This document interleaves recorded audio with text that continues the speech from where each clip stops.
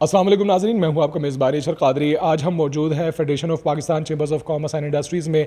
Federation of Pakistan chambers of commerce की जानिब से बजट के हवाले से तजावीज़ और सिफारशात के हवाले से तमाम इंडस्ट्रीज़ को आगाह किया गया। मैसेजेस किए गए कि जो भी मामलात हैं, जो तजावीज़ हैं, जो मसाइल हैं, जो सिफारशात हैं, वो federation of Pakistan chambers of commerce तक पहुँचाई जाएँ। हमारे साथ मौजूद है federation of Pakistan chambers of commerce के रीजनल चेयरमैन मोहम्मद नदीम कुरैशी साहब, जिनकी जानिब से बाकायदा एक कंपेन चलाई गई और तमाम इंडस्ट्री को और सनतकारों के हवाले से बात की गई कि वो मसाइल अपने पहुँचाए। उनसे बात करेंगे। अच्छा नदीम साहब, आपने माशाल्लाह पहली बार ये सिलसिला शुरू किया कि जो तजावीज़ है वो दी जाएँ ताकि बजट में पेश करके उनको सहूलियात लेकर दी जाए। क्या कहना चाहेंगे इसके बारे में?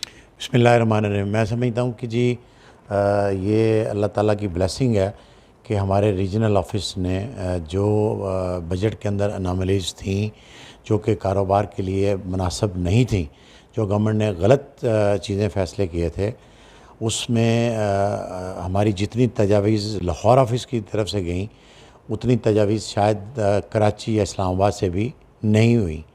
और ये हमारे लिए एक बड़ी एजाज़ की बात है कि जिस दिन हमने 2-3 दिन लगा के, उसमें हमारे कायदीन भी शामिल थे, मियाँ जनसार साहब भी शामिल थे, मियाँ मदली साहब भी शामिल थे, और हमने उसको बड़े आसान तरीके से जो जो ख़राबियाँ थी उनको बाकायदा लिस्ट किया। और आइंदा अगले 2-3 दिनों में हम दोबारा मिफ्ताह साहब से और अबियार से, चेयरमैन साहब से भी मीटिंग करेंगे इसके ऊपर।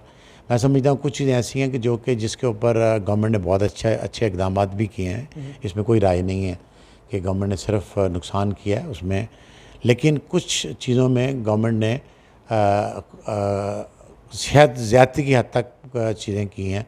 मेरा ख़्याल है कि वो चीज़ें जो अनामलीज अब हमने उसको कंपाइल करके आज रात को चली जाएंगी हमारी तरफ से गवर्नमेंट के पास, तो मेरी हुकूमत वक्त से गुजारिश है कि उस पे ऊपर गौर करना बड़ा इंपॉर्टेंट है, क्योंकि एक ह्यूज क्राई आएगा आपके अगर आपने ये ना किया। और जब बजट पास होगा तो बजट तो आपका कैबिनेट में पास हो जाएगा यकीनन, लेकिन आपको एक ह्यूज क्राई का सामना करना पड़ेगा, जो कि मैं समझता हूँ बहुत छोटी छोटी चीज़ें हैं। अगर वो रेक्टिफाई कर दी जाएँ तो उससे गवर्नमेंट को कोई ख़ास फ़र्क नहीं पड़ेगा। ख़ास फ़र्क से मेरा मुराद ये है कि अगर आप किसी मद में सिर्फ 200-300 मिलियन ही इकट्ठा कर रहे हैं और उसकी बजाय 200-300 मिलियन को आप छोड़ के उसकी बजाय किसी ऐसे सेक्टर को फोकस कर लें जिसमें आप 600-700 मिलियन ले सकते हैं, तो मेरा ख़्याल है कि हमने उसके साथ ये भी तजावीज़ दी हैं कि अगर आप यहाँ से 200 मिलियन छोड़ेंगे तो इसकी जगह 200 मिलियन की बजाय 300 मिलियन आप इस जगह से इकट्ठा कर लें। जैसे हमने ट्रेडर्स की बात की थी, तो हम मशकूर हैं कि उन्होंने फ़िक्स टैक्स निज़ाम को इम्प्लीमेंट किया, लेकिन मेरी गुजारिश ये है कि अब उसकी इम्प्लीमेंटेशन और एग्जीक्यूशन जो है वो बड़ी शफाफ होनी चाहिए, क्योंकि अगर वहाँ पे ख़राबियाँ आ गई तो वो सारों के लिए बायसे नुकसान होगा। तो मैं समझता हूँ कि कुछ चीज़ें जो हैं, बहुत सारी चीज़ें गवर्नमेंट ने बड़ी आसान तरीके से अंजाम दी हैं। अच्छा नदीम साहब, आपसे मैं जानना चाहूँगा, आपने बहुत प्रैक्टिसेस की तजारत के हवाले से, आपने डीपली मामलात को देखा, मसाइल को भी हल करवाया, सन्नत के हवाले से भी। पाकिस्तान जो गवर्नमेंट है उसने पाबंदी लगा दी है इंपोर्ट के ऊपर, बहुत से सेक्टर्स पे पाबंदी लगा दी है। कहा यह जा रहा है कि एक्सपोर्ट को फ़रोग़ दिया जाएगा। मैं ये जानना चाह रहा हूँ आपसे कि क्या हुकूमत ने बजट में कोई ऐसी पॉलिसियाँ दी हैं कि जो लोकल मैन्युफैक्चरर्स हैं या सन्नतकार हैं उनको रिलीफ दिया जा सके, और क्या एक्सपोर्ट बढ़ती हुई नज़र आ रही है, और कौन सा ऐसा स्पेसिफिक सेक्टर है जिसके ऊपर हुकूमत को तवज्जो देनी चाहिए? मैं समझता हूँ कि ये बदकिस्मती है। हमने पहले भी जब बजट सेशन हुआ था, आप भी थे, और हमने ये बड़ी वोकली बताया था कि इंडस्ट्री को कोई सहूलियात या कोई ऐसी चीज़ नहीं दी गई। 598 के ऊपर जो SRO गवर्नमेंट ने जारी किया, हमने उसके ऊपर आपने देखा होगा बिजनेस रिकॉर्डर में हमने अपील भी किया गवर्नमेंट से कि इसको नज़रसानी की जाए, क्योंकि जो माल बंदरगाहों में पड़े हुए थे या समुद्र में आ गए हुए थे या पहुंच रहे थे वो भी रुक गए हैं। तो मैं समझता हूँ कि एक बहुत बड़ा बहरान आएगा जो गवर्नमेंट को फेस करना पड़ेगा। हमने उनसे कहा है कि जी जो 30 जून तक एटलीस्ट जिसने बिल बन जाए उसको आप उसको SRO में से निकाल दें, नंबर 1। नंबर 2, उसमें बहुत सारी एनोमलीज ऐसी हैं कि आपने एक वो फरमान जारी कर दिया HS कोड के ज़रिए कि ये लग्जरी आइटम है।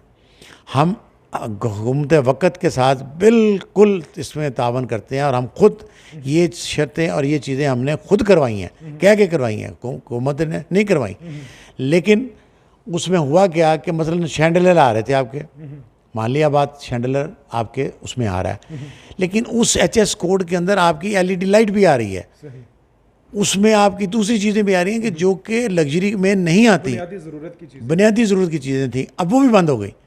तो मेरी हुकूमत वक्त से राय है कि एक तो पहले आप 30 जून तक सारों को इसको ख़त्म करें, ताकि जो लोगों ने माल मंगवा लिए हैं, जिसके पैसे भी लोगों के चले गए हैं, उनको रिलीज़ करें, इमीडिएट बुनियादों पे आने दें 30 जून तक।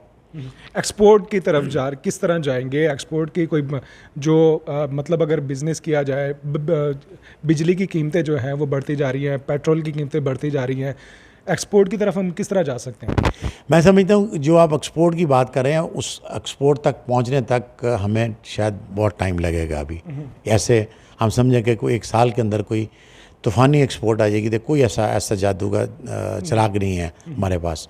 लेकिन इसके साथ इंपोर्ट सब्स्टिट्यूशन की जो बात की है, जिसके ऊपर आपने 598 जारी किया है, हमने ख़ुद 598 के लिए दरख्वास्त की थी, लेकिन हमने कहा था कि आप इंडस्ट्री को फ्लरिश करें।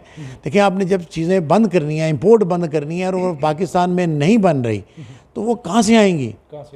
वो अगर पाकिस्तान में बनेंगी तो आएंगी।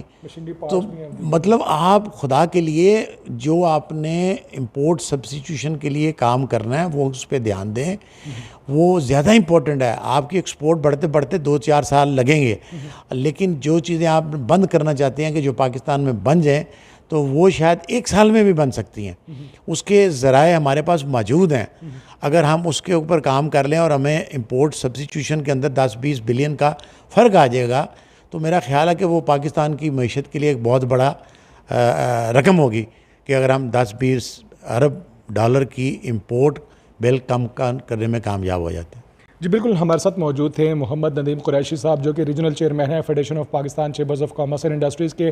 पाकिस्तानी हुकूमत को पहली बार federation of Pakistan chambers of commerce ने एक्टिवली जो सन्नत है, तिजारत है, एक्सपोर्ट बेस्ड इंडस्ट्री है, लोकल मैन्युफैक्चरर है, और जो कारोबार को बढ़ाने के लिए, बिज़नेस को बढ़ाने के लिए जो भी इक़दाम किए जा सकते थे, उन तमाम के हवाले से सिफारशात मुरतब करके दी। पूरे पाकिस्तान की बिज़नेस कम्यूनिटी को, एसोसिएशंस को, चेंबर्स को बिठाया और उनसे सिफारशात लेकर हुकूमत तक पहुँचाई, ताकि जो पाकिस्तान तरक्की कर सके और मुल्क की मईशत तरक्की कर सके।